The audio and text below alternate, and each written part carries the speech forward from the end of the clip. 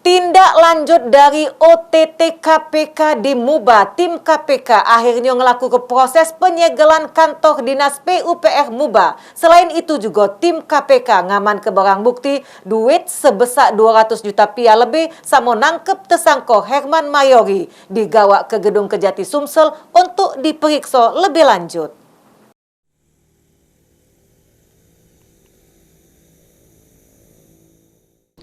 Pecah inilah kantor dinas PUPR Kabupaten Muba yang sudah kena segel oleh tim KPK sehabis ngelaku ke penangkepan terhadap tersangka Kepala Dinas Herman Mayori sama ngaman ke barang bukti duit sebesar 200 juta rupiah lebih.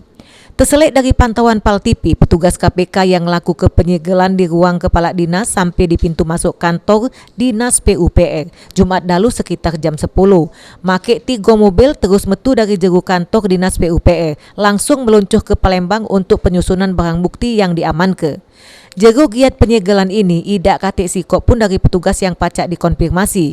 Info yang dihimpun dari OTT tersebut seidaknya 5 wong sudah diaman ke tim KPK. Selanjutnya tim KPK pun menuju ke gedung Kejati Sumsel untuk melakukan pemeriksaan terhadap wong yang diamankan.